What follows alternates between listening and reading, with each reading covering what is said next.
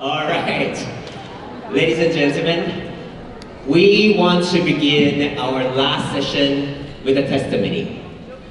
Last year, Korean prosecutor Ji-Hyun shocked her country and sparked the Me Too movement in Korea when she spoke up about being sexually harassed by her colleague. And now, to tell her story, ladies and gentlemen, I give you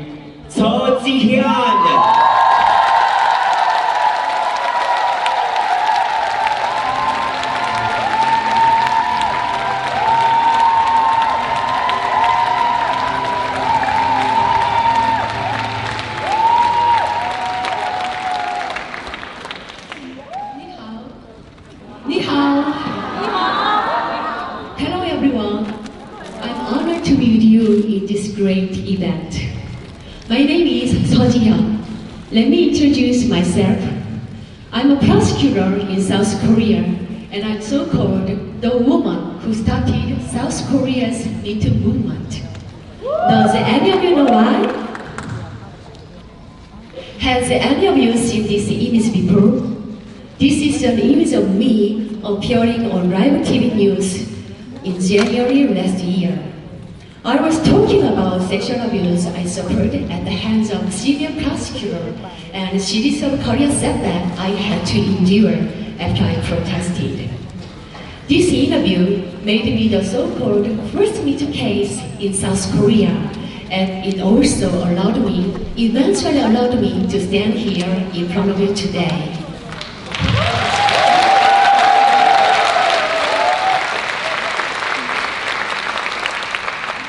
In October 2010, I was groped by a senior prosecutor at a funeral in the presence of then Justice Minister.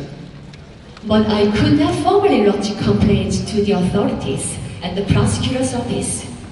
South Korean Prosecutor's Office is such a conservative organization where victims of sexual abuse who speak out face relentless bullying and are stigmatized as someone who is difficult to work with. So I gave up on filing a formal complaint to the authorities and sent an informal message to my abuser through mutual acquaintances that the only thing I wanted was a personal apology from him. Nearly a decade has passed since then. I have not received any apology from him yet.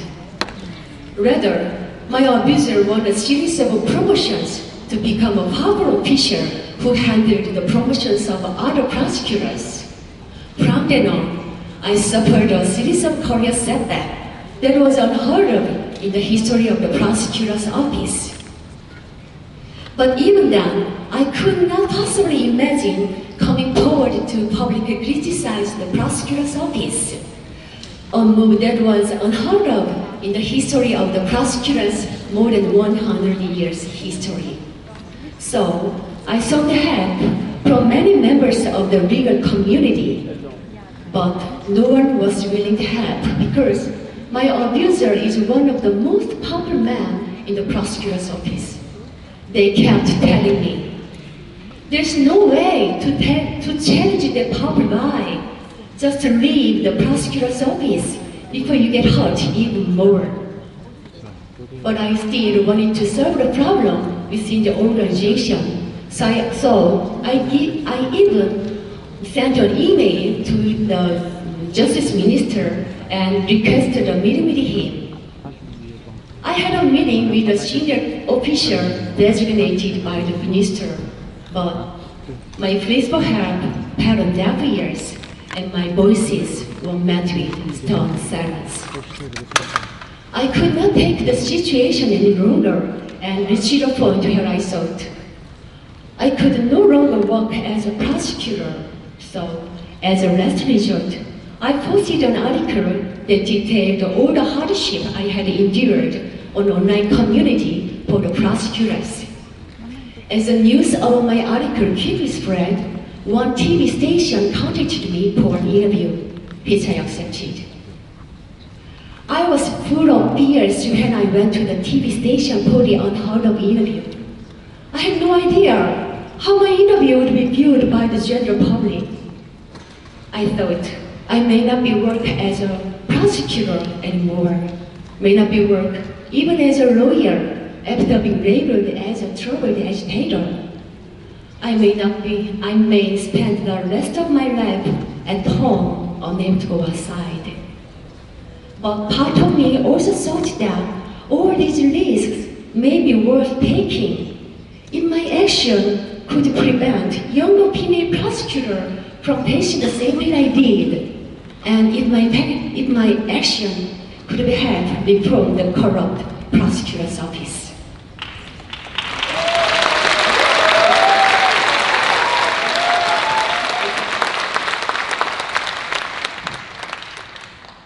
After the interview, I was flooded by messages of support and solidarity from people from all walks of life. The outpouring of support from so many people stunned me, but people told me that my Me Too revelation left them and the whole society even more shocked. In South Korea, prosecutors are seen as enormously powerful officials with huge political power. So they say they never imagined that even a prosecutor could fall victim to sexual abuse. But my revelation showed that even such a powerful professional could fall victim to sexual abuse and could be forced into silence for nearly 8 years. And during my interview, I told other victims of sexual abuse that what happened to them is never their fault. Many women tearfully approached me after the interview, saying my message gave them so much consolation and courage and made them realize they were not alone. My revelation opened the floodgate. Countless women soon came forward to speak out against sexual abuse by powerful figures in the field, literature, culture, sports, to politics and education under the banner of Me Too and With You. Here are a brief list of powerful men accused of sexual abuse and victims in the wake of Me Too movement in South Korea. And images of school Me Too occurred in more than 70 schools. As you can see, South Korea's Me Too movement is arguably the most vibrant and vigorous in Asia and beyond. But the growing voices of women calling for change also met with growing backlash. Now, many men complain that they are unfairly seen as potential criminals. Now, many Korean men are saying, let's avoid having any interactions with women. They say, not only South Korea has already achieved full gender equality, but also South Korean women these days enjoy far more privileges than men. Thus, feminism is no longer needed in the country.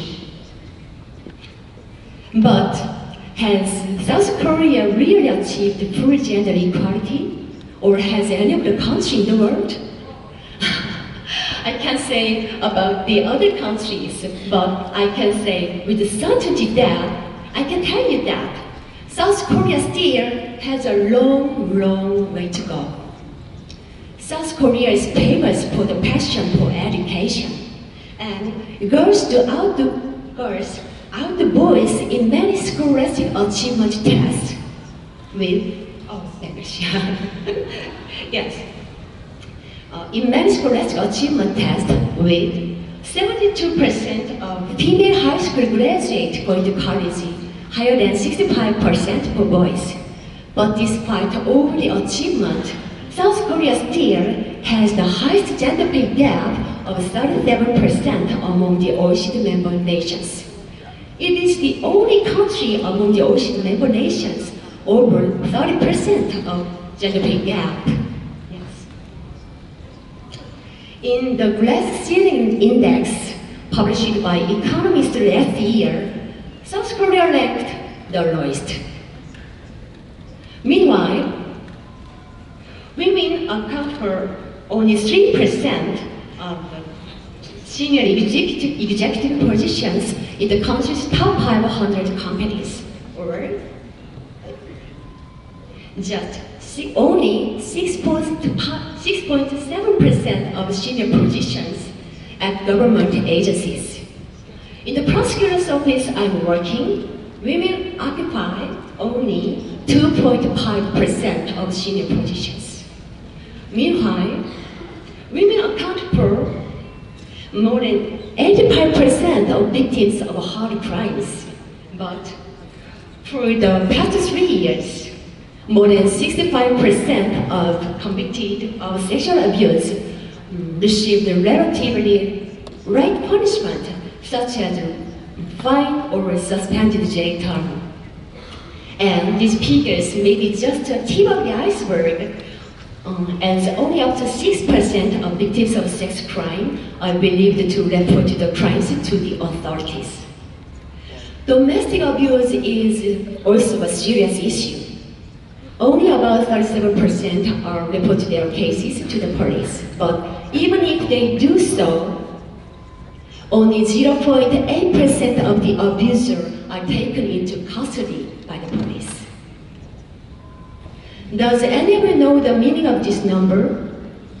During recent 7 years, at least 739 women were killed by husband or romantic partners. But this may be the only a tip of the iceberg, because these figures is just based on the cases reported by local media or told by women's rights group. There is not even official data on such killings. In particular, the so-called digital sex crime is also, such as spy porn or revenge porn videos, are making headlines on a daily basis. The daily lives of ordinary women, or the most private happy moment with their lovers, are consumed as porn. And countless women have committed suicide in despair, but still, only 2.7% of the perpetrators of such image-based sex crimes are formally arrested during an investigation.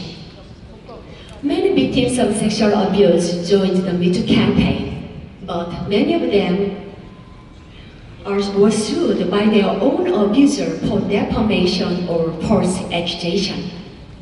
As a matter of fact, a key demand of most Korean women is not should be equal to men, but rather, please do not kill women, do not beat women, or do not rape women. But these pleas often fail on their ears, as many men ridicule women as making things up or exaggerating the reality. Now, does it look like South Korea has already achieved full gender equality? Do you think that women enjoy more privileges than men, and the country does not need feminism? I once had a dream. While I was growing up, my father used to tell me all the time, life is a journey to create your own destiny. Fly high to cause your own happiness. I wanted to become a prosecutor whose job is seeking justice. And I thought I had finally achieved my dream when I passed my exam. But once I became a prosecutor, I constantly reminded that I'm just only one of a female prosecutor.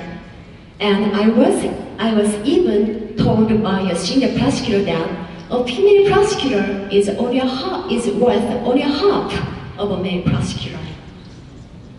About 100 years ago, in 1893, the New Zealand government enacted a law to give women rights to vote. A fact we learn in history classes and make for granted now, but there's nothing automatic about the landmark change. It was a result of the efforts by countless women, including more than 1,000 women who went to prison, and the women who even sacrificed her own life to make that happen. Nearly 100 years have passed since then, but we are still faced with this dire reality in which threats of sexual abuse and gender inequality remain pervasive. Rights to be safe from sexual abuse and rights not to be discriminated against remain an elusive goal among women in many parts of the world. Again, I have a dream. My dream is living a world. My dream is not living a world where Me Too campaign becomes widespread, but living a world where Me Too campaign is no longer necessary.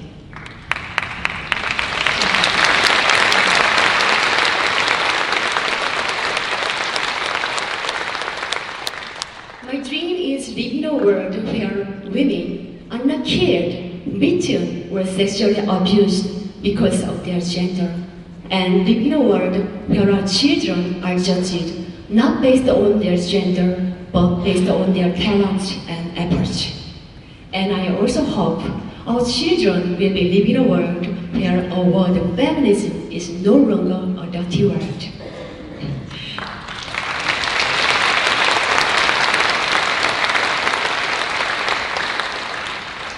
Until the day comes, the journey of Earth, including South Korean women and myself, for justice and gender equality will never stop. Thank you. 谢谢。